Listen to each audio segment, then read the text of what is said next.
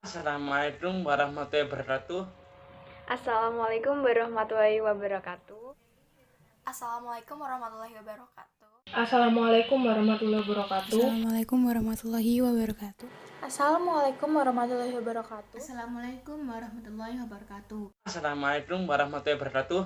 Perkenalkan, nama saya Afif Abad Saputra dari kelompok 5 NPM 2001-30-129. Di sini saya akan menjelaskan tentang distribusi binominal. Distribusi binominal memiliki ciri-ciri antara lain: 1. Setiap percobaan mempunyai dua probabilitas, yaitu sukses dan gagal.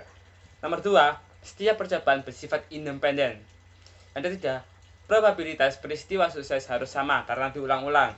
Yang keempat, jumlah eksperimen harus tertentu. Maka rumus dari distribusi binominal adalah P berarti sukses dan D berarti gagal. Mean dan deviasi standar dari distribusi binominal, standar deviasi dan varians. Distribusi Poisson. Distribusi Poisson adalah distribusi dengan varian discrete. Ciri-cirinya yaitu: 1. Peristiwa jarang terjadi. Yang kedua, banyaknya percobaan N sangat besar. Yang ketiga, probabilitas sukses P sangat kecil. Maka rumusnya adalah mean dan deviasi standar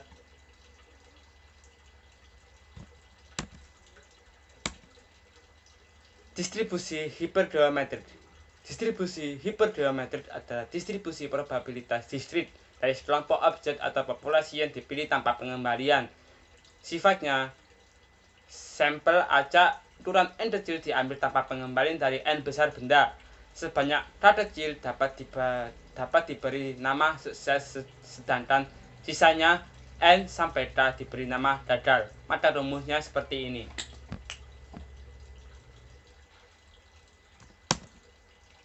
Keterangan dari rumus tersebut adalah N besar berarti ukuran populasi, N kecil berarti ukuran sampel, K kecil banyaknya unsur yang sama pada populasi, dan S kecil banyaknya peristiwa yang sukses. Distribusi normal. Ciri-cirinya yaitu: 1. Bentuknya seperti lonceng. 2. Kedua ujungnya mendekati sumbu X sehingga tidak dapat pernah memotong sumbu X tak terhingga. 3. Jarak titik belok dengan sumbu simetris 0. Luas daerahnya minus tak hingga sampai dengan plus tak hingga sama dengan 1 sama dengan 100%. Distribusi normal antara lain distribusi normal baku dan distribusi normal binominal. Distribusi normal baku adalah jika varian random bersifat kontinu ditransformasikan ke dalam varian standar normal Z, maka rumusnya seperti ini. Dan jika ditransformasikan pada bentuk distribusi normal umum, maka distribusi normal baku adalah rumusnya seperti ini.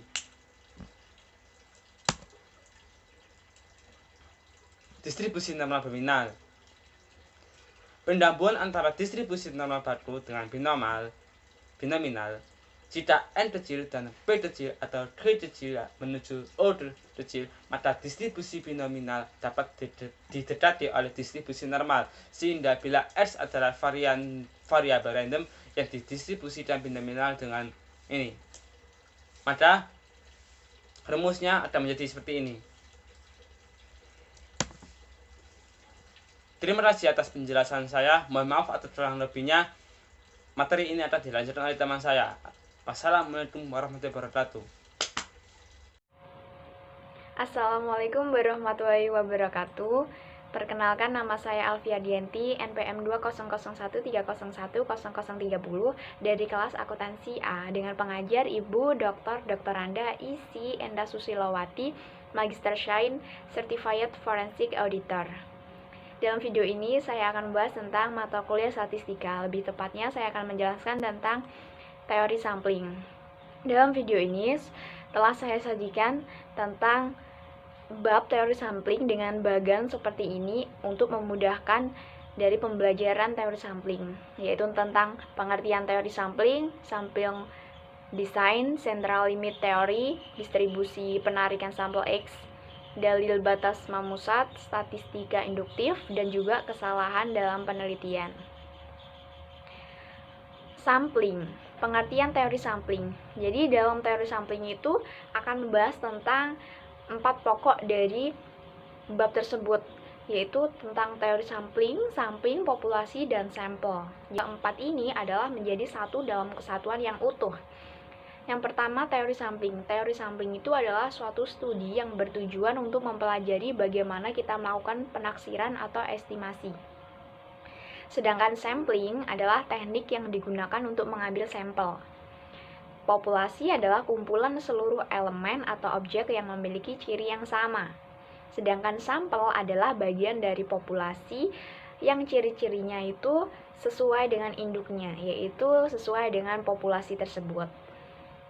Jadi, kalau teori sampling itu adalah suatu studi yang mempelajari tentang melakukan estimasi atau penaksiran dari sampling tersebut. Tapi kalau sampling sendiri itu adalah alat atau teknik yang digunakan untuk mengambil sampel dalam penaksiran atau estimasi. Sampel design. Sampel design adalah tipe metode atau pendekatan yang digunakan untuk memilih unit-unit analisa studi. Secara garis besar ada 2 desain sampel utama, yaitu desain probabilitas dan desain non-probabilitas. Jadi dalam sampel design ini memiliki 2. Yaitu, mengapa kok dikatakan sampel design? Karena sampel ini memiliki desain, memiliki corak, memiliki metode, memiliki pendekatan ataupun cara. Yaitu ada 2, desain probabilitas dan desain non-probabilitas. Sedangkan di desain probabilitas itu adalah desain yang digunakan dengan adanya probabilitas dalam melakukan perhitungan.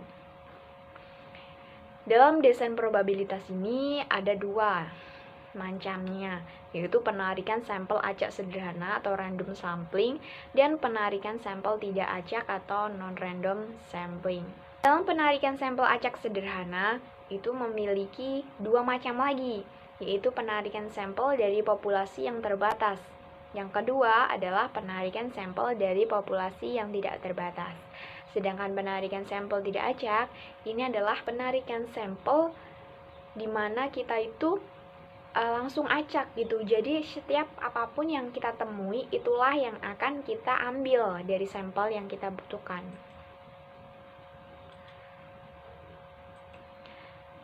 Yaitu penarikan, jadi ini tuh adalah rangkuman dari yang tadi.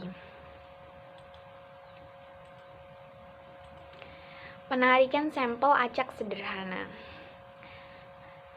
Penarikan sampel dari populasi yang terbatas itu adalah macamnya tadi, adalah penarikan sampel acak sederhana berukuran N dari populasi terbatas berukuran N besar.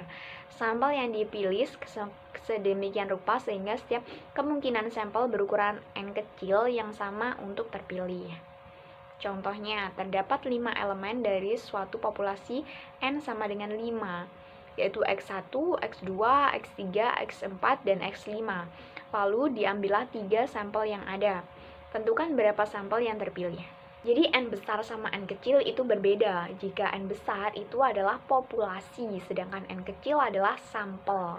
Jawabnya itu kita ketahui dulu, yaitu yang diketahui adalah N besar sama dengan 5, N kecil sama dengan 3. Maka N kombinasi N, jadi ini N besar kombinasi N kecil sama dengan seperti ini rumusnya, yaitu N besar dibagi N kecil, buka kurung N besar min N kecil. Jadi tanda seperti yang seru terbalik ini adalah angka di belakangnya. Misalnya ini 5, berarti angka di belakangnya sampai 1. Itu 5, 4, 3, 2, 1. Sedangkan 5 dikurang ke 3 adalah 2, jadi 2.1.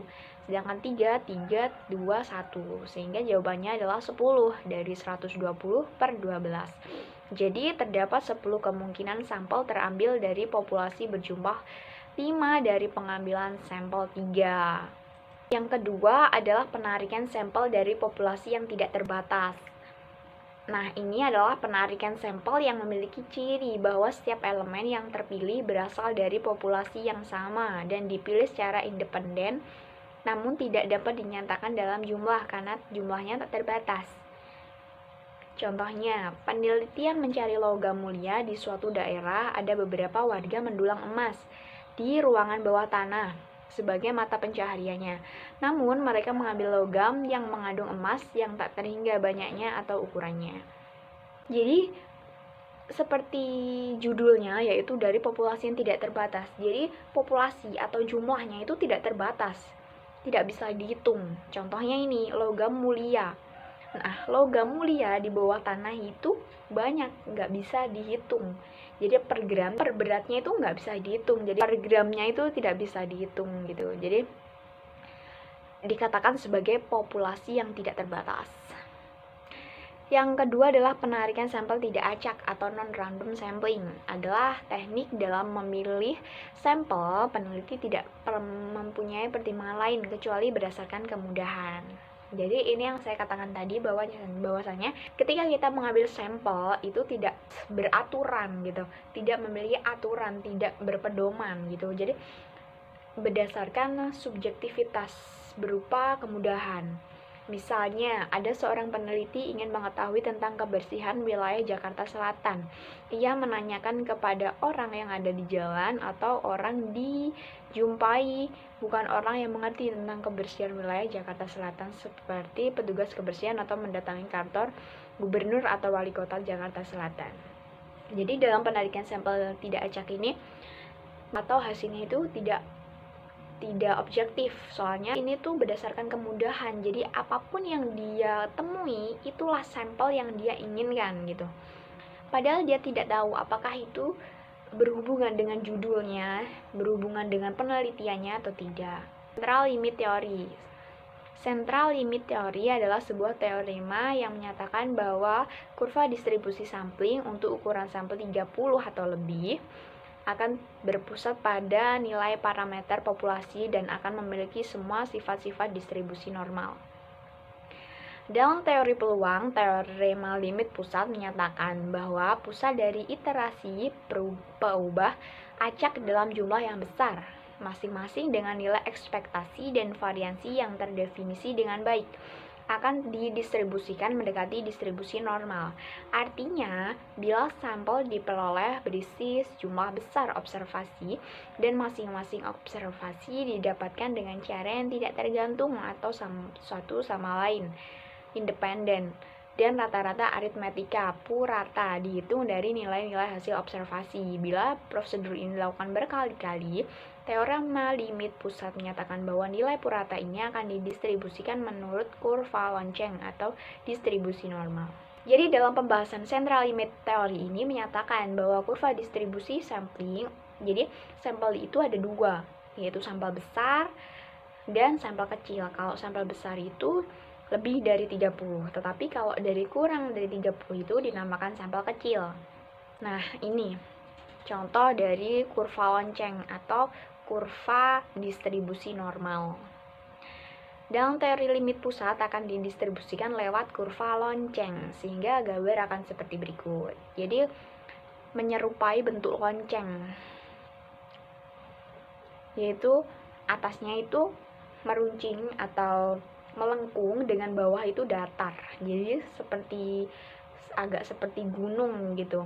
Tapi lebih tepatnya seperti lonceng. Dan kalau gambar yang pertama itu ketika ada gradien, jadi belum teratur, jadi belum halus seperti gambar yang kedua atau gambar yang ketiga. Jadi itu belum, jadi ini masih sesuai dengan angka-angkanya. Distribusi normal atau ciri distribusi normal, yaitu memiliki parameter mu dan tau yang masing-masing memiliki lokasi dan bentuk distribusi kurvanya. Yang kedua, kurvanya mempunyai puncak tunggal dan berbentuk seperti lonceng atau genta. Jadi ini yang saya katakan tadi, berbentuk melengkung ke atas. Yang ketiga, rata-rata terletak di tengah distribusi dan distribusinya simetris di sekitar garis tegak lurus yang ditarik melalui rata-rata total luas daerah di bawah kurva normal adalah 1. Hal ini berlaku untuk seluruh distribusi probabilitas kontinu. Kedua ekor kurva memanjang tak terbatas dan pernah memotong sumbu horizontal. Kurvanya berbentuk seperti lonceng atau genta. Simpangan baku atau standar deviasi itu menentukan lebarnya kurva. Makin kecil tuh bentuk kurva semakin runcing. Jadi ini seperti gambar di bawah, yaitu ciri khas distribusi normal itu simetris seperti lonceng titik belok mu kurang lebih tuh luas di bawah kurva memiliki probabilitas 1. Nah, ini tabel distribusi normal Z. Tabel ini digunakan ketika ingin mengetahui dari jumlah tabel dari penelitian tentang sampel lebih dari 30, yaitu menggunakan sampel besar. Contohnya gimana? Jadi ini adalah ketika kita mencari sebuah batas atau daerah. Misalnya, kita disuruh mencari batas dengan daerah 0,4236. Nah, dicarilah 0,4236. Nah, ini ada 0,4236. Ketika ditarik ke kiri, maka akan ketemu 1,4. Sedangkan ketika ditarik ke atas, maka yang ditemukan adalah 0,03. Jadi ditariklah ke kiri, lalu ditariklah ke atas. Jadi 1,4 itu adalah tepat 1,4, sedangkan yang ke atas itu adalah 2 dari belakang koma. Batasnya adalah 1,43 gitu. Misalnya lagi, kita disuruh mencari disuruh mencari daerah dari batas 1,24. Nah, kita carilah Z 1,2 dari kiri, ditariklah ke kanan dan tepat berada 0,04. Soalnya angka dari belakang koma adalah 4. Ditariklah ke atas 0,04. Jadi hasilnya adalah 0,3925. Seperti itulah dalam cara menghitung atau mendapati tabel distribusi Z.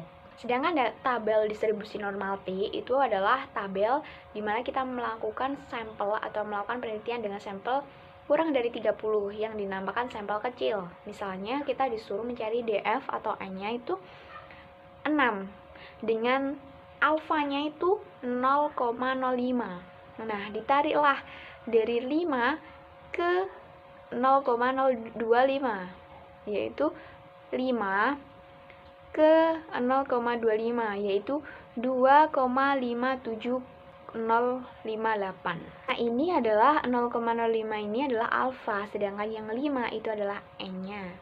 N kurangi 2 atau N saja atau DF. Jika disuruh mencari dari N dan DF, itu tinggal terbalik saja. Misalnya hasilnya adalah 2,44691. Maka kita cari yang sama, yaitu ini, yaitu 0,05 dengan 6. Berarti alfanya adalah 0,5 dengan N-nya adalah 6 atau DF-nya adalah 6. Distribusi penarikan sampel X adalah distribusi probabilitas dari seluruh kemungkinan nilai-nilai dari rata-rata sampel X, di mana rata-rata kemungkinan tersebut disebut dengan nilai harapan dan terdapat varian dan deviasi standar dari X, yaitu.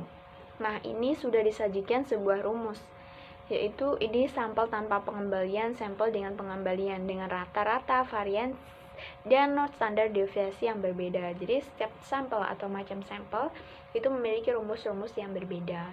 Dalil batas memusat. Pengertian dalil batas memusat. Dalil batas memusat adalah dalil yang menyebutkan bahwa dalam pemilihan sampel acak sederhana dengan ukuran N, suatu populasi yang berasal dari distribusi apapun, binominal, Poisson, dan sebagainya, maka distribusi rata-rata sampel dapat didekati dengan distribusi probabilitas normal untuk sampel yang lebih besar.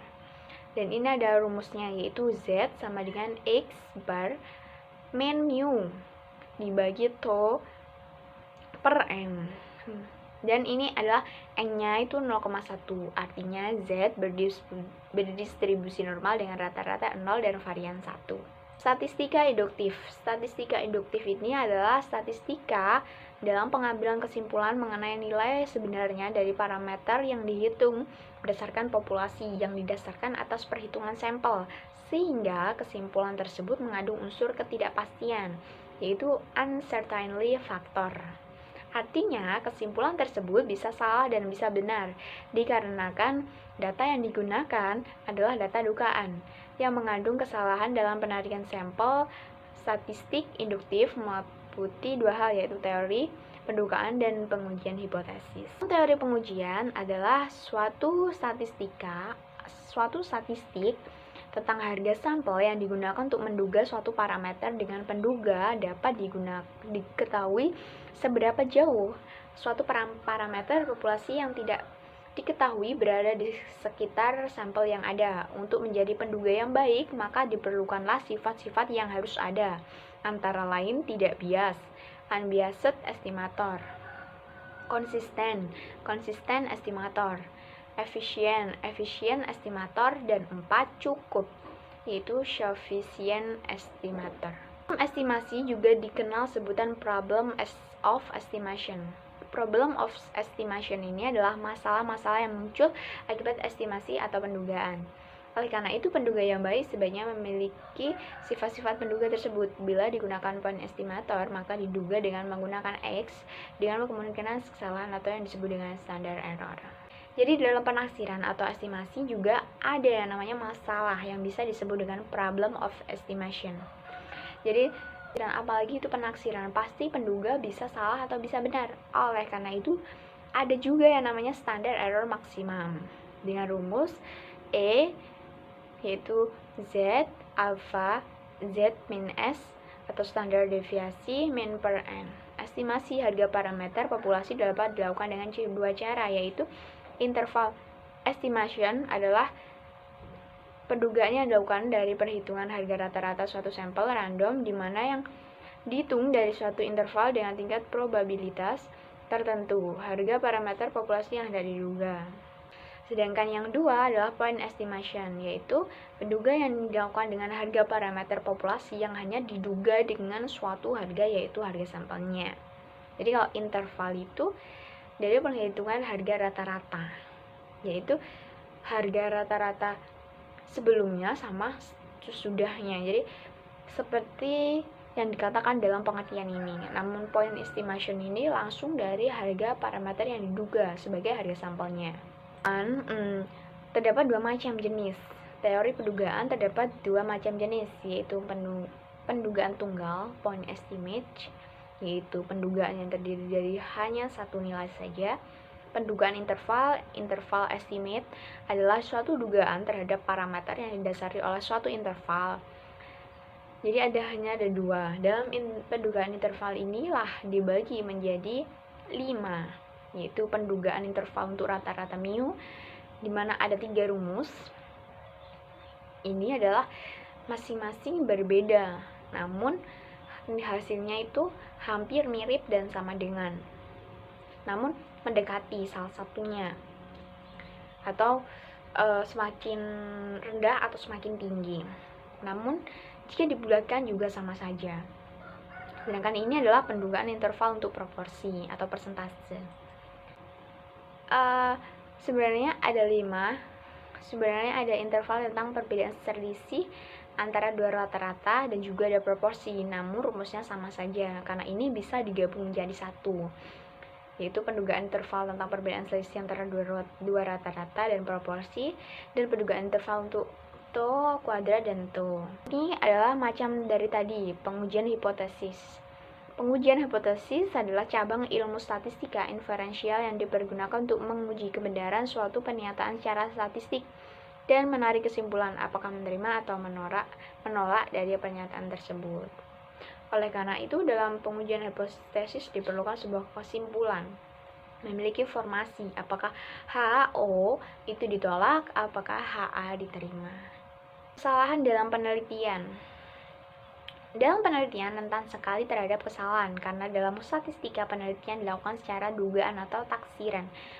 Walaupun terdapat perhitungan, namun karena hanya ada dugaan, kesimpulan dapat salah atau benar.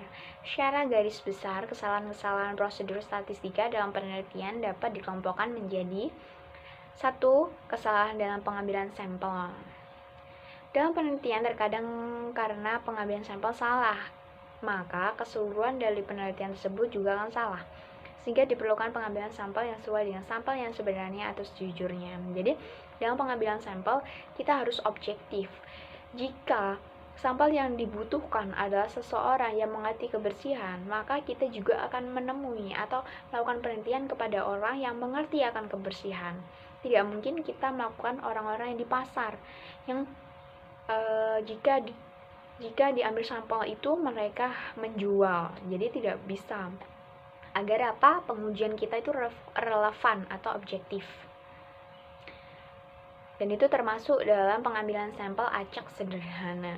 Kedua adalah kesalahan tentang instrumen yang dipergunakan dalam penelitian. Jadi dalam penelitian sebaiknya menggunakan instrumen atau cara yang tepat untuk melakukan penelitian agar mendapatkan kesimpulan yang benar.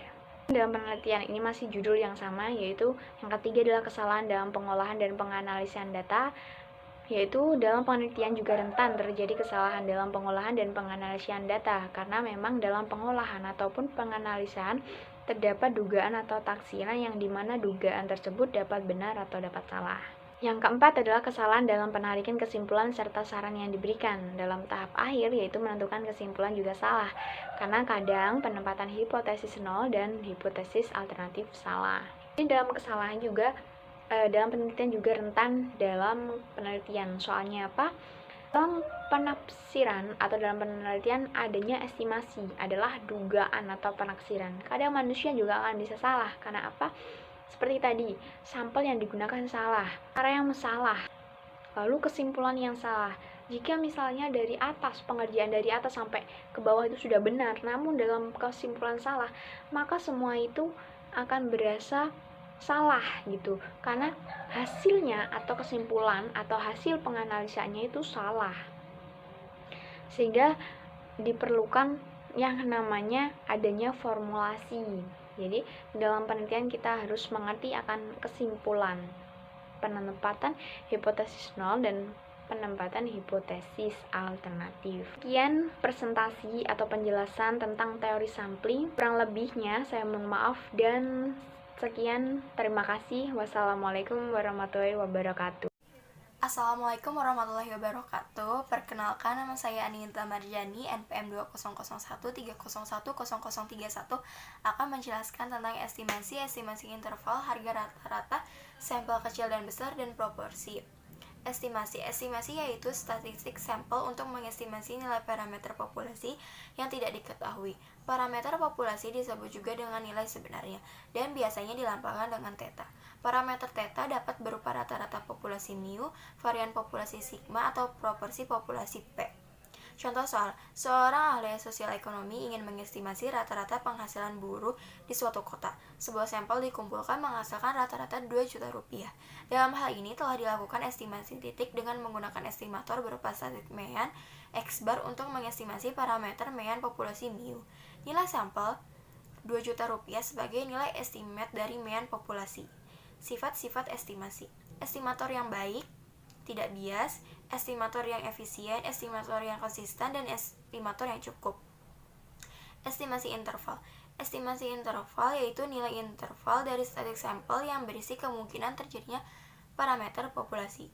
Besarnya estimasi interval ini dipengaruhi oleh 3 faktor. 1. Besarnya sampel N. 2. Tingkat keyakinan atau kepercayaan yang dipilih. 3. Variabilitas dan populasi yang diukur dengan standar deviasi. Dari ketiga faktor tersebut, kita bisa menentukan jenis distribusi mana yang digunakan di dalam menghitung estimasi interval. Jika populasi berdistribusi normal, maka pertanyaan berikutnya, apakah standar deviasi dari populasi diketahui atau tidak? Jika diketahui, maka kita menggunakan uji distribusi Z. Namun jika tidak diketahui, maka kita menggunakan uji distribusi T. Bila populasi tidak mempunyai distribusi normal, tetapi sampel datanya besar, yaitu paling tidak paling tidak 30 atau lebih, maka digunakan uji distribusi Z. Sedangkan jika sampelnya kurang dari 30, maka digunakan uji non-parametrik. 1. Interval rata-rata dan standar deviasi diketahui. 2. Interval rata-rata dan standar deviasi tidak diketahui dengan sampel besar. 3. Interval rata-rata dan standar deviasi tidak diketahui pada sampel kecil. 4. Estimasi interval proporsi. Harga rata-rata sampel kecil, besar, dan proporsi. Distribusi sampling rata-rata sampel kecil. Jumlah sampel kurang dari 30, maka nilai standar deviasi S berfluktuasi relatif besar, sehingga nilai uji Z tidak bersifat normal. Oleh karena itu, sebaran distribusi sampel kecil dikembangkan suatu distribusi khusus yang dikenal distribusi T atau T student. Nilai distribusi T dinyatakan sebagai berikut. Rumus T sama dengan X bar dikurang mu per S per akar N.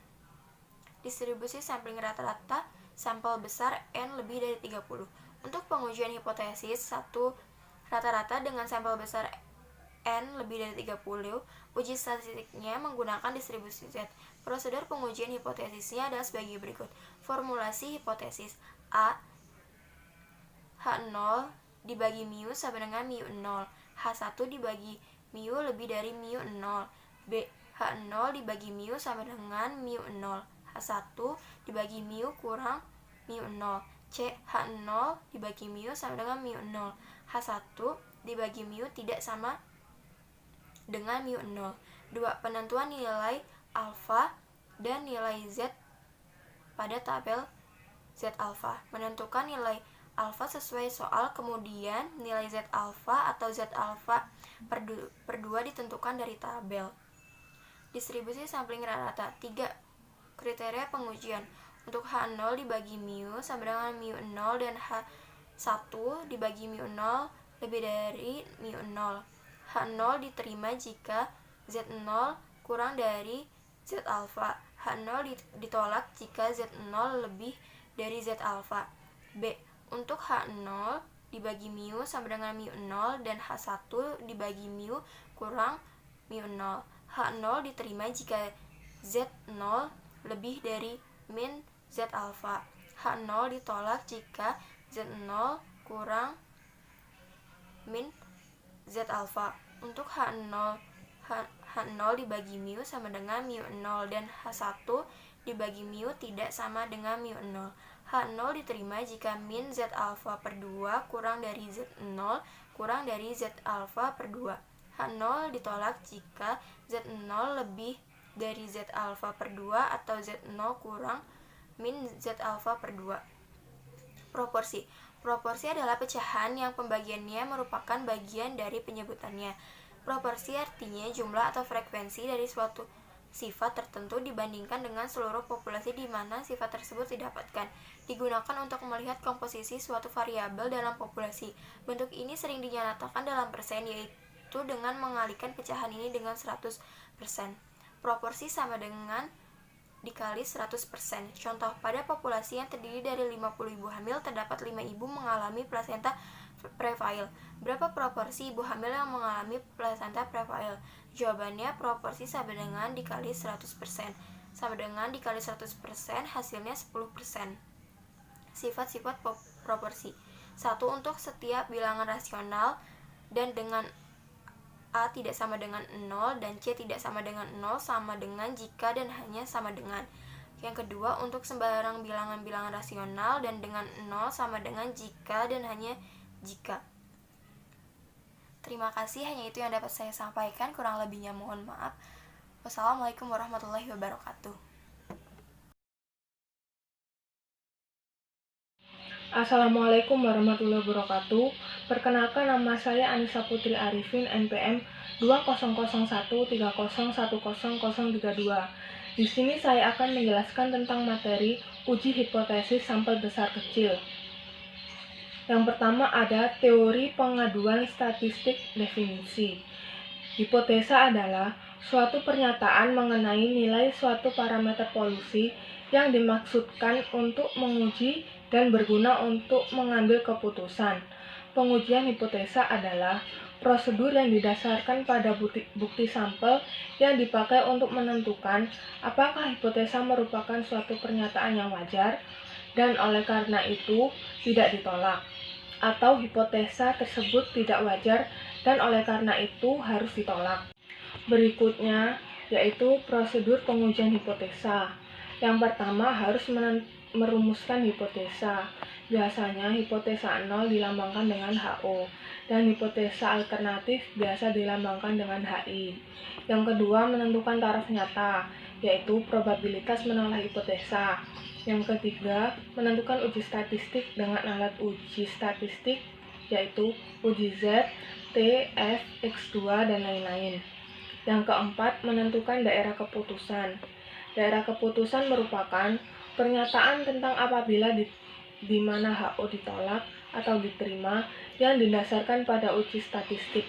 Apabila uji statistik Z, maka daerah keputusan juga menentukan nilai Z yang diperoleh dari taraf nyata. Nilai Z yang diperoleh dari taraf nyata biasa disebut dengan nilai kritis. Bagaimana cara mencari nilai kritis? Misalnya, taraf nyata ditentukan 5% dengan distribusi normal didapatkan nilai Z. Untuk pengujian satu arah, maka probabilitasnya adalah 0,5 dikurangi 0,05 sama dengan 0,4500. Kemudian mencari nilai Z dengan probabilitas 0,4500 dan didapatkan nilai Z sama dengan 1,65, yaitu nilai kritis, di mana daerah kurang dari 1,65 merupakan daerah HO, yaitu diterima, sedangkan yang berada di lebih kurang 1,65 merupakan daerah penolakan atau HO. Dan yang terakhir yaitu mengambil keputusan. Dengan melihat letak Z pada daerah keputusan, untuk uji dua arah, apabila nilai Z sama dengan 2,45, maka nilai Z terletak pada daerah penolakan atau HO, dan keputusannya adalah menolak HO dan menerima HI. Penolakan HO merupakan nilai Z berada di luar daerah penerimaan HO, yaitu dengan nilai Z antara minus 1,95 sampai 1,95. Berikutnya, menguji hipotesa rata-rata dan proporsi sampel. Ada 3 hal yang perlu diperhatikan untuk merumuskan hipotesa. Yang pertama, menentukan taraf nyata. Yang kedua, menentukan uji statistik. Dan yang ketiga, menentukan daerah keputusan. Untuk mengambil keputusan yang diuji adalah rata-rata populasi dan proporsi dari populasi sampel besar.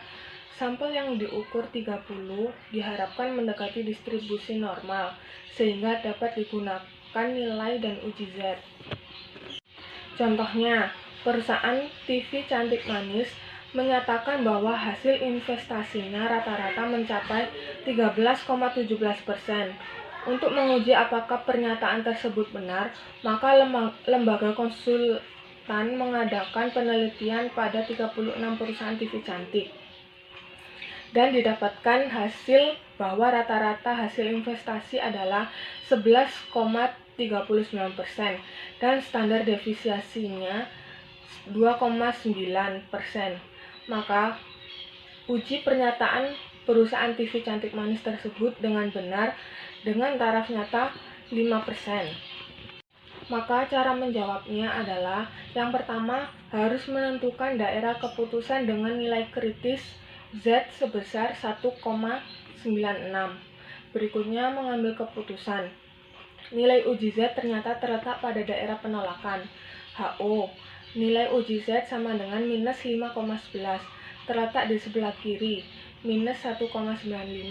Oleh sebab itu dapat disimpulkan bahwa menolak HO dan menerima HI, sehingga pernyataan bahwa hasil rata-rata investasi sama dengan 13,17% tidak memiliki bukti yang cukup kuat.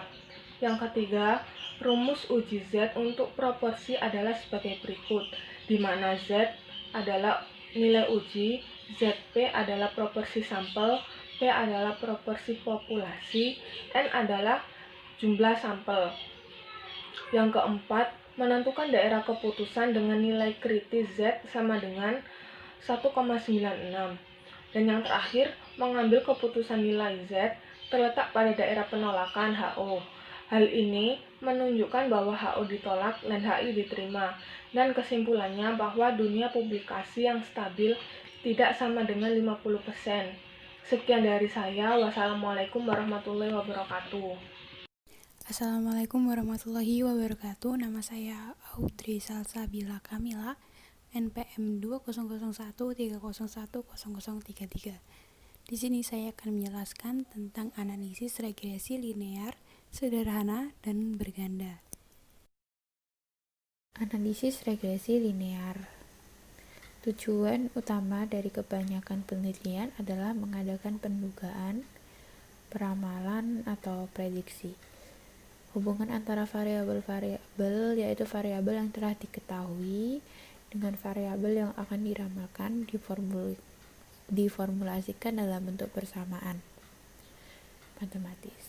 Analisis regresi merupakan prosedur di mana dengan melalui formulasi persamaan sistematis tadi hendak diramalkan nilai variabel random continue berdasarkan nilai variabel kuantitatif lainnya yang akan diketahui. Untuk mengetahui apakah pasangan nilai variabel independen dan dependen mempunyai hubungan linier atau perlu dibuat diagram berserak, yang pertama yaitu hubungan linier positif, yang kedua yaitu hubungan linier negatif, yang ketiga yaitu tidak berhubungan, yang keempat yaitu hubungan linier positif dengan derajat terendah, yang terakhir yaitu hubungan linier positif dengan derajat tinggi. Persamaan regresi linear sederhana di mana dirumuskan dengan Y sama dengan A plus BX plus E, di mana Y adalah nilai yang diramalkan, A adalah konstanta, B adalah koefisien regresi, X adalah variabel bebas, dan E di mana nilai residu. A dapat dirumuskan dengan sigma Y dikurangi B dikali sigma X per N, sedangkan B kita bisa mencari dengan N dikali sigma XY dikurangi sigma X yang dikalikan sigma Y per N dikali sigma X kuadrat dikurangi sigma X yang dikuadratkan. Ada contoh kasus, seorang manajer pemasaran akan meneliti apakah terdapat pengaruh iklan terhadap penjualan pada perusahaan di Kabupaten Watergold. Untuk kepentingan penelitian tersebut diambil 8 perusahaan sejenis yang telah melakukan promosi, di mana penjualan koefisiennya adalah Y dan promosi adalah X. Bisa dilihat dari soal apakah terdapat pengaruh iklan terhadap penjualan. Berarti iklan itu dianggap promosi dengan variabel X dan penjualan divariabelkan Y. Dan terdapat 8 perusahaan, bisa dilihat dari tabel ini. Selanjutnya yaitu ada tabel bantu. Kita membuat tabel bantu di mana Y tadi adalah penjualan dan X adalah promosi. Kita perlu X kali Y dan kita juga perlu X kuadrat dan Y kuadrat. Ini Y kuadratnya taruh sini, X kuadratnya di sini, dan X kali Y berada di sini, dimana 64 kuadrat sama dengan 4069, 20 kuadrat 400, dan 64 kali 20 adalah 1280, dan seterusnya. Di sini tabel terakhir adalah jumlah dari 8 perusahaan tersebut. Selanjutnya yaitu kita masukkan rumus B dan A. N-nya 8. Kita harus cari B-nya dulu supaya hasilnya B nanti dimasukkan ke dalam rumusnya A. Setelah menemukan B, ini dimasukkan dulu sigma XY 15032 dikurangi sigma X 192 kurangi sigma Y 609. N-nya tadi tetap 8, sigma X kuadratnya 4902, dan sigma X adalah 192 dan jangan lupa dikuadratkan, dan hasilnya 1,496. Setelah itu, setelah B-nya diketemukan, kita masukkan ke rumus A-nya. Ini B-nya 608 dikurangi 1,497 dikali 192 per N yaitu 8, ketemu 40,082. Setelah itu dimasukkan ke persamaan di mana A plus BX plus E, dan hasilnya ini dimasukkan, hasilnya Y sama dengan 40,082, ini A, dan plus 1,497 B plus X plus Y. Selanjutnya yaitu ada kesalahan baku estimasi di mana digunakan untuk mengukur tingkat kesalahan dari model regresi yang dibentuk. Rumusnya SE sama dengan akar sigma Y min Y asen kuadrat per N kali K, dan bisa diketemukan segini, 227,467 per 8 kurangi 2, temukan hasilnya 6,1576. Standar error koefisien regresi digunakan untuk mengukur besarnya tingkat kesalahan dari koefisien regresi dengan rumus SB sama dengan SE akar sigma X kuadrat dikurangi sigma X yang dikuadratkan per N, dimana tadi SE diketemukan 6,1576 di akar 4402 kurangi 192 dikuadratkan per 8 dan hasilnya ketemu 0,359. Uji T digunakan untuk mengetahui pengaruh variabel bebas terhadap variabel tergantung. H0 diterima jika T hitung lebih kecil dari T tabel, sedangkan HA diterima jika T hitung lebih besar dari T tabel. T hitung sama dengan BC per SBC. T hitung tadi kita bisa menemukan BC nya 1,497 dan SBC nya 0,359. Hasilnya sama dengan 4,167. Karena T hitung sama dengan 4,167 lebih besar dari T tabel 1,943, maka HA diterima ada pengaruh iklan terhadap penjualan. Uji hipotesis, H0 tidak dapat pengaruh positif biaya iklan terhadap penjualan perusahaan. HA terdapat pengaruh positif biaya iklan terhadap penjualan. Yang H0 tidak terdapat. H0 diterima jika B kurang dari 0 dan HA diterima jika B lebih besar daripada 0. Kesimpulannya, terdapat pengaruh positif biaya periklanan terhadap volume penjualan. Selanjutnya yaitu ada analisis regresi linear berganda.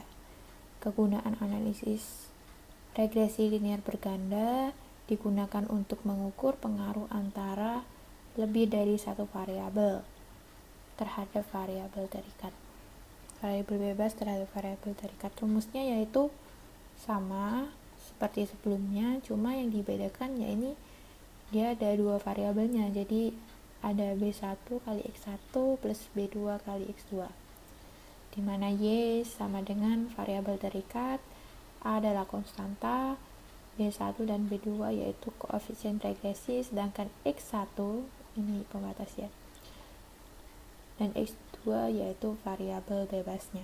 Contoh soalnya, seorang manajer pemasaran sepeda merek Polygon ingin mengetahui apakah promosi dan harga. Jadi ada dua variabelnya berpengaruh terhadap keputusan konsumen membeli produk tersebut. Jadi keputusan konsumen itu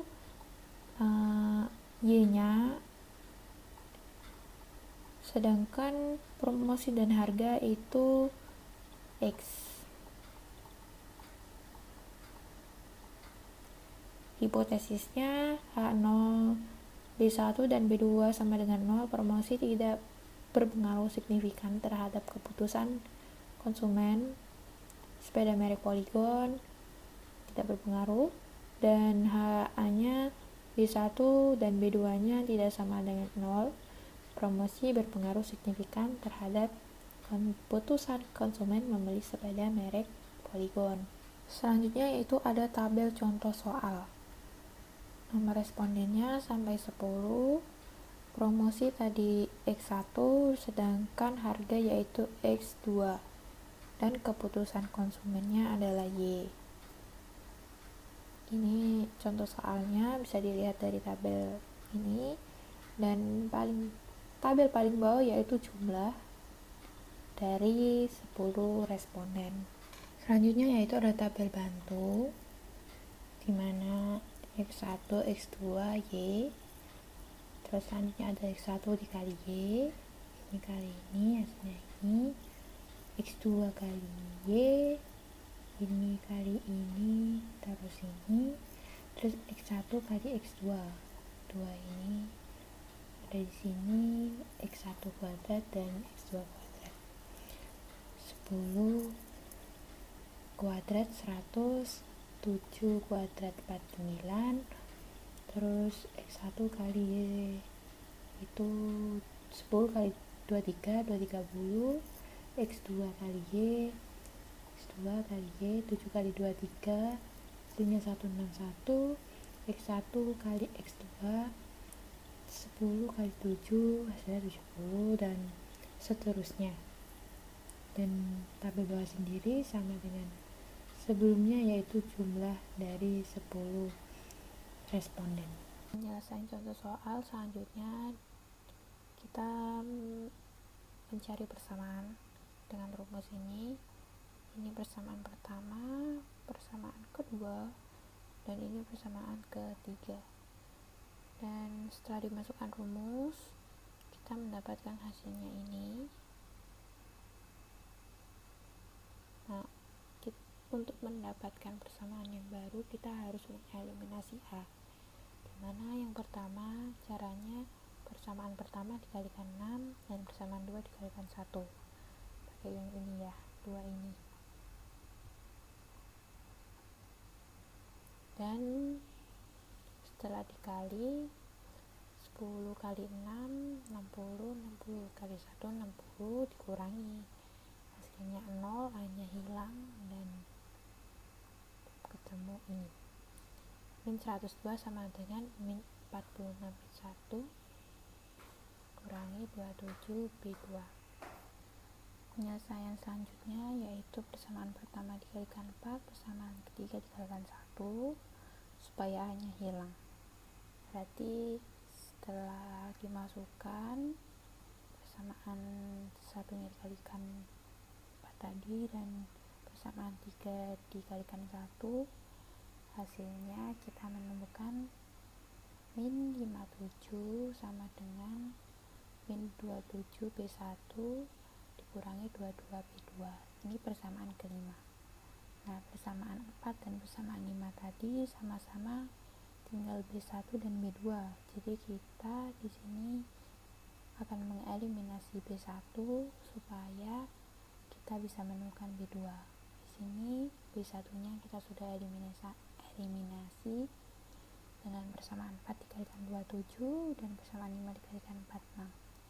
Hasilnya B2 sama dengan min 0,466.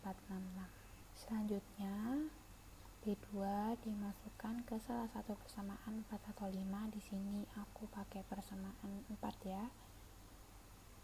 Dan min 0,466 itu B2-nya. Untuk mencari B1 kan di sini telah disubstitusikan B1-nya, kita menemukan min 2,4909. Setelah itu kita kan tadi sudah menemukan B1 dan B2 ini. Nah, di sini kita akan mencari A-nya. Ini pakai persamaan ke 1.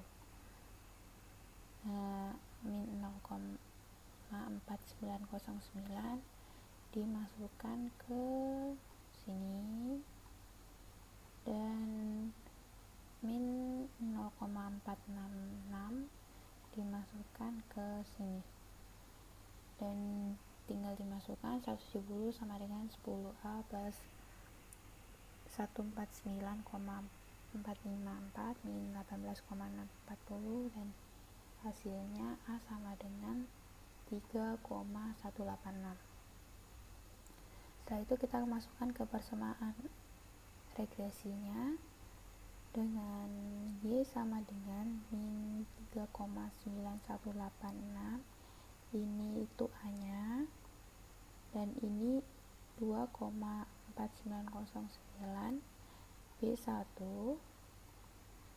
dan min 0,466 nya B2.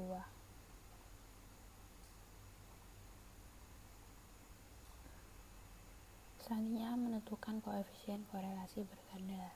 Rumusnya ini B1 sigma X1 kali Y plus B2 sigma X2 Y per sigma Y kuadrat, dan hasilnya setelah dimasukkan semua, hasilnya ketemu 0,775252,308. Terus untuk cari koefisien determinasi, yaitu dengan hasilnya ini tadi R dikuadratkan, dan setelah dikuadratkan dan dibulatkan hasilnya 0,60 atau 0,6 bisa. Selanjutnya uji F, rumusnya R kuadrat kurangi N kurangi K min 1 per K buka kurung 1 R kuadrat. R ini kuadrat tadi, determinasi R 0,60, N nya 10, K nya 2 dikurangi 1 per K nya 2, 1 kurangi R kuadrat 0,60, dan hasilnya 5,52.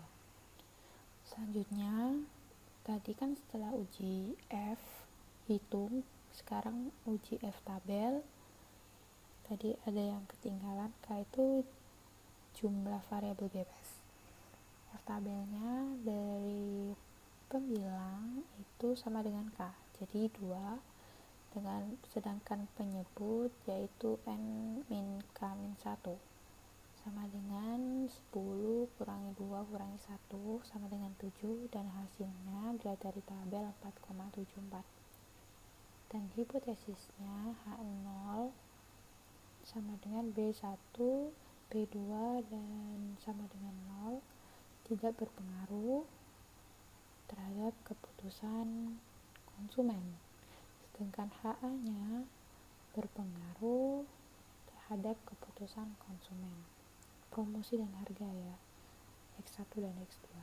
Kesimpulannya, jika F hitungnya lebih kecil daripada F tabel, maka H0-nya diterima. Jika F hitungnya lebih besar daripada F tabel, maka H0-nya ditolak dan HA-nya diterima. Kalau lebih kecil bisa HA-nya ditolak. HA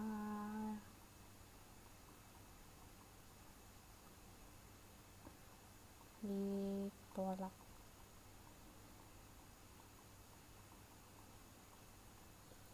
Selanjutnya, setelah kita hitung tadi, F hitungnya itu 5,25 dan F tabelnya 4,74.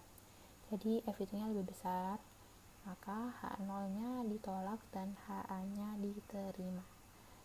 Dapat disimpulkan bahwa promosi dan harga berpengaruh signifikan terhadap keputusan konsumen membeli sepeda merek Polygon. Sekian, terima kasih. Sekian penjelasan saya tentang analisis regresi linear sederhana dan berganda. Apabila ada kekurangan dan kesalahan dalam penuturan kata, mohon dimaafkan. Wassalamualaikum warahmatullahi wabarakatuh. Assalamualaikum warahmatullahi wabarakatuh. Perkenalkan, nama saya Citra Nitya Putri dengan NPM 2021 dari kelompok 5. Di sini saya akan melanjutkan presentasi dari teman saya Audrey, membahas mengenai implementasi uji hipotesis regresi sederhana dan regresi berganda.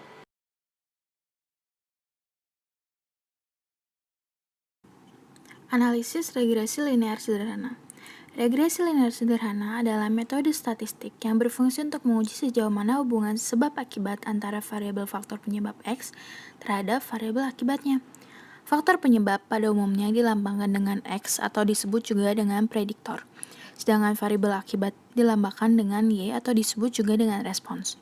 Regresi linear sederhana atau disingkat dengan SLR atau Simple Linear Regression juga merupakan salah satu metode statistik yang digunakan dalam produksi untuk melakukan peramalan ataupun prediksi tentang karakteristik kualitas maupun kuantitas. Di bawah ini itu ada model persamaan regresi linear sederhana, yaitu Y sama dengan A plus BX, di mana Y adalah variabel respons atau variabel akibat dependent, X adalah variabel prediktor atau variabel faktor penyebab independen, A konstanta, dan B adalah koefisien regresi atau kemiringan. Di bawah ini adalah rumus untuk mencari nilai A dan B. Untuk mencari nilai A, dapat digunakan rumus dengan A sama dengan sigma Y dikali sigma X pangkat 2 dikurang sigma X dikali sigma XY per N dikali sigma X pangkat 2 dikurang sigma X pangkat 2. Sedangkan untuk mencari nilai B, yaitu dengan N dikali sigma XY dikurang sigma X dikali sigma G per N dikali sigma X pangkat 2 dikurang sigma X pangkat 2. Di bawah ini terdapat contoh kasus analisis regresi linear sederhana. Jadi ada seorang engineer ingin mempelajari hubungan antara suhu ruangan dengan jumlah cacat yang diakibatkannya, sehingga dapat memprediksi atau meramalkan jumlah cacat produksi jika suhu ruangan tersebut tidak terkendali. Engineer tersebut kemudian mengambil data selama 30 hari terhadap rata-rata suhu ruangan dan jumlah cacat produksi. Penyelesaiannya adalah langkah pertama itu menentukan tujuan, yaitu tujuannya untuk memprediksi jumlah cacat produksi jika suhu ruangan tidak terkendali. Langkah kedua itu mengidentifikasi variabel penyebab dan akibat. Jadi variabel faktor penyebab atau X itu suhu ruangan, dan variabel akibat atau Y itu jumlah cacat produksi. Seperti yang sudah dibilang di atas, jadi seorang engineer ini mengumpulkan data selama 30 hari. Jadi langkah ketiga itu pengumpulan data. Jadi dari tanggal 1 sampai 31 itu engineer menyusun rata-rata suhu ruangan dan jumlah cacat produksi. Kemudian jumlah tersebut dihitung X2, Y2, dan XY serta total dari masing-masingnya. Dari data yang telah diambil di atas, selanjutnya dihitunglah nilai A dan B berdasarkan rumus regresi linear sederhana. Yang pertama itu menghitung konstanta atau menghitung nilai A dengan cara sigma Y dikali sigma X pangkat 2 dikurang sigma X dikali sigma XY per N dikali sigma X pangkat 2 dikurang sigma X pangkat 2.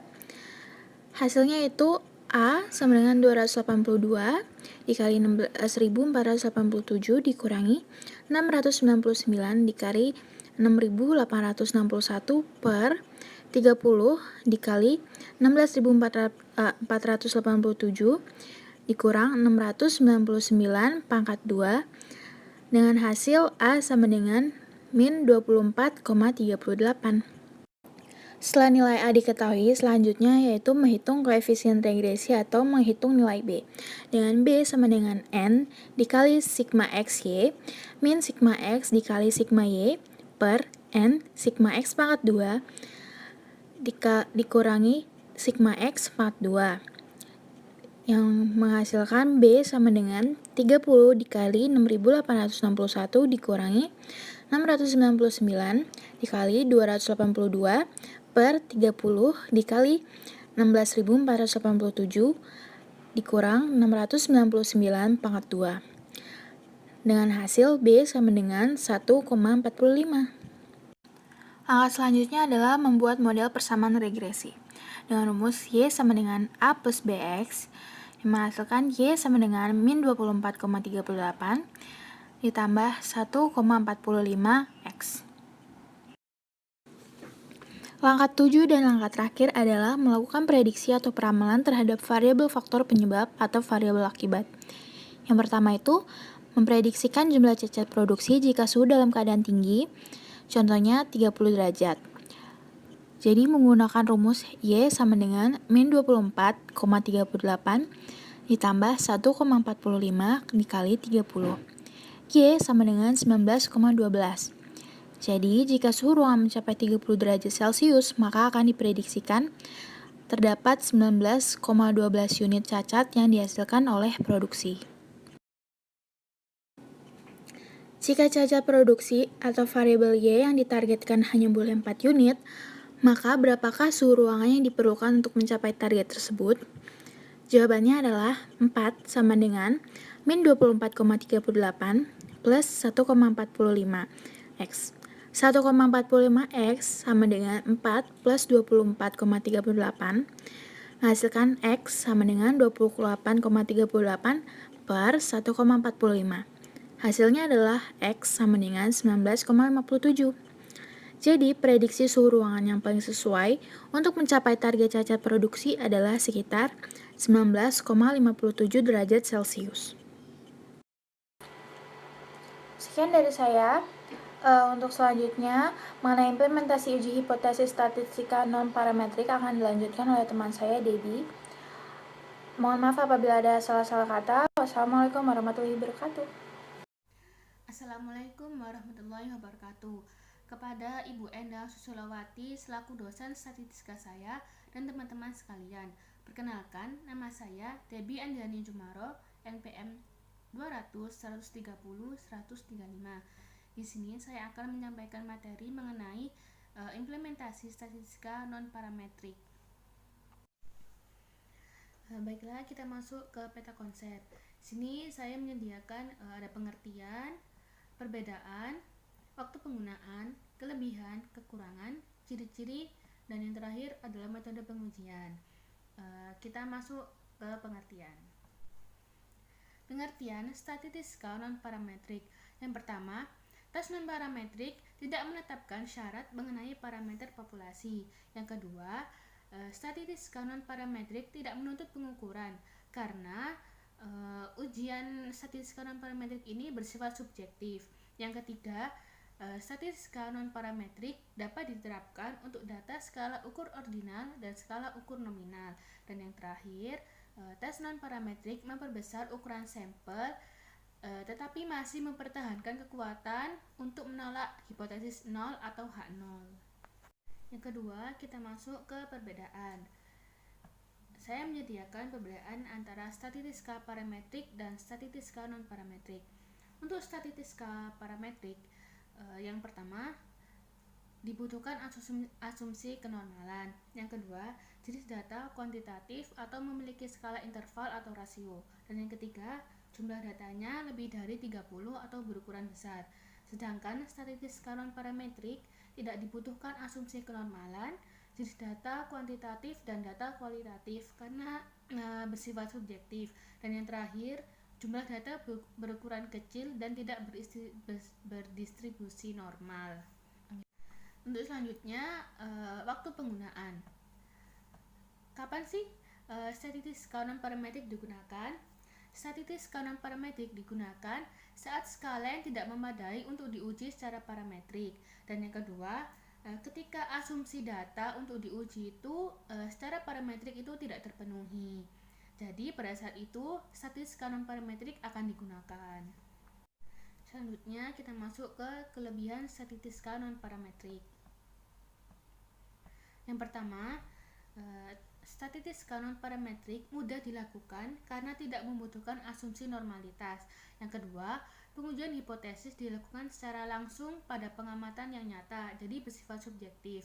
Yang ketiga, metode perhitungan tidak menggunakan perhitungan matematika yang rumit. karena melakukan pengamatan secara langsung dan bersifat subjektif seperti tadi.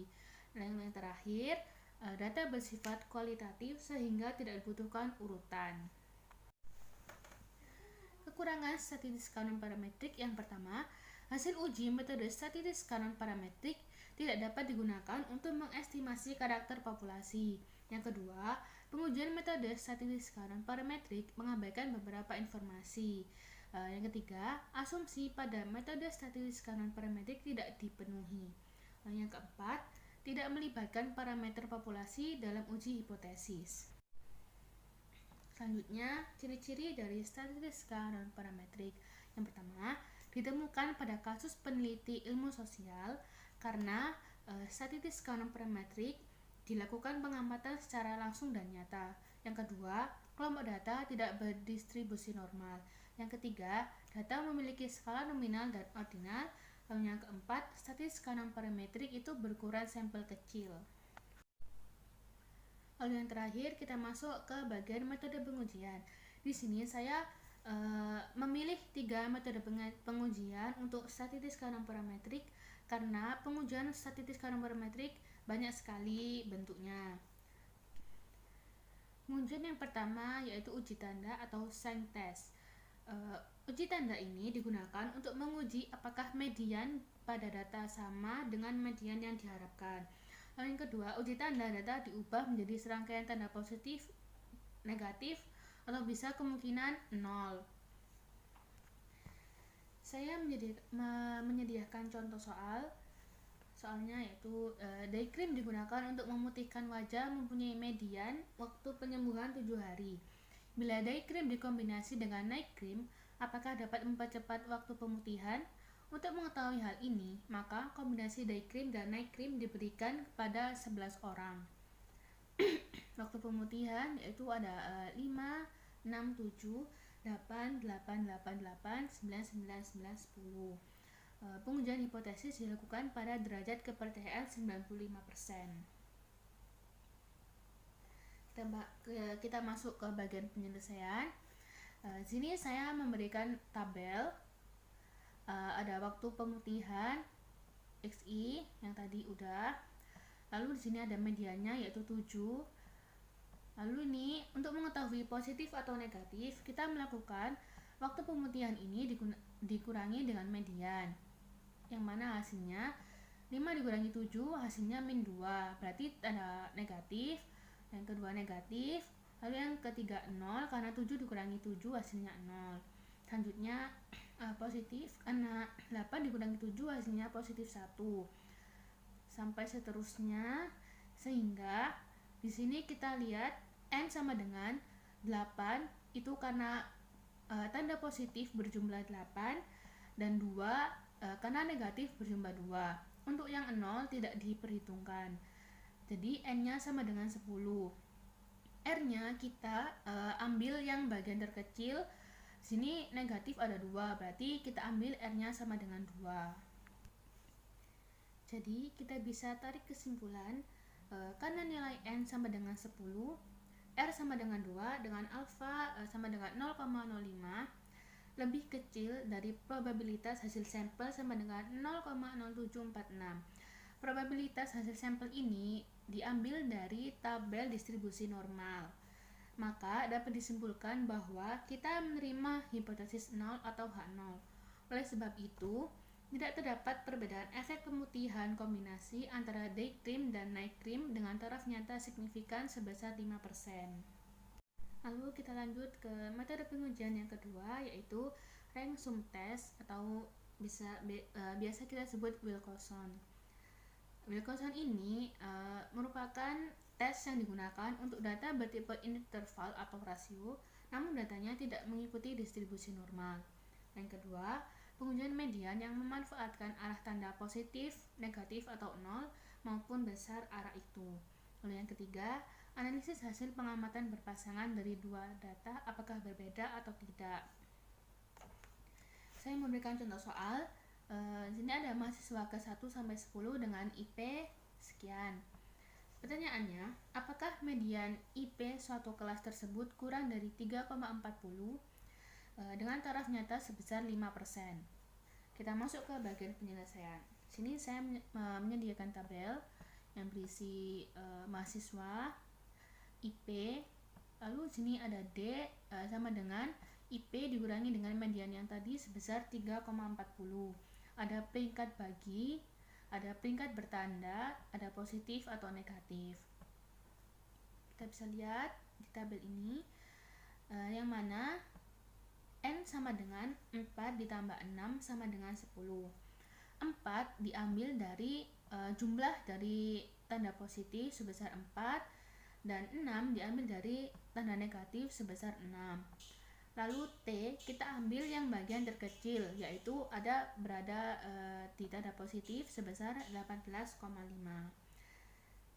Kita bisa menarik kesimpulan bahwa karena nilai hitung T sama dengan positif 18,5 lebih besar dari nilai T tabel sama dengan 10, maka hipotesis 0 atau H0 diterima. Oleh sebab itu, disimpulkan bahwa median IP mahasiswa tak lebih dari 3,40 dengan tarif nyata signifikan sebesar 5%. Lalu kita masuk ke metode pengujian terakhir yang ketiga, yaitu Mann-Whitney test.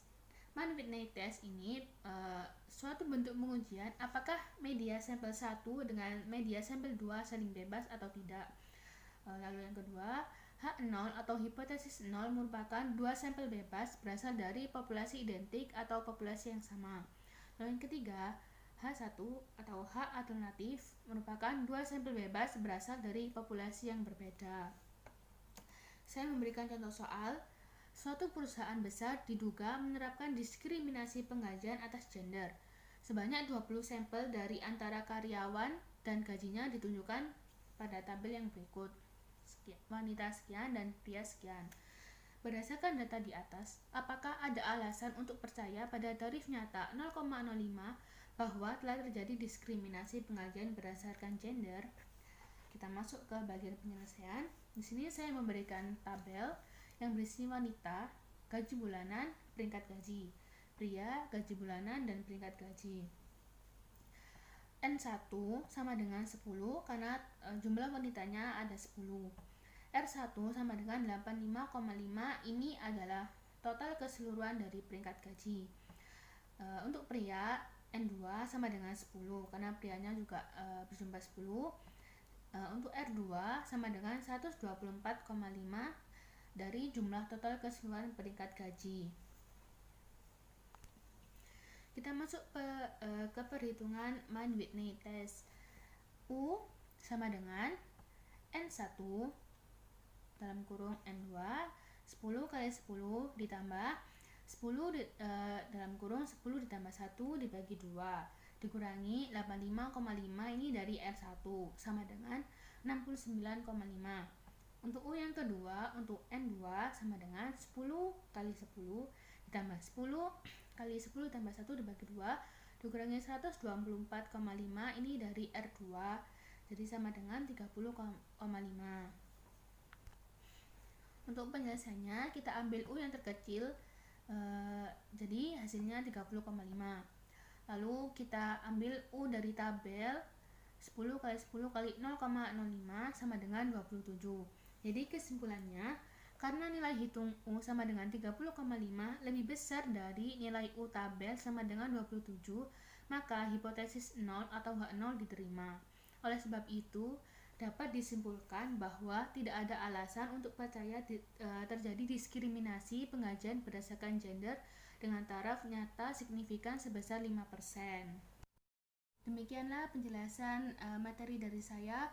Kurang lebihnya saya mohon maaf. Wassalamualaikum warahmatullahi wabarakatuh.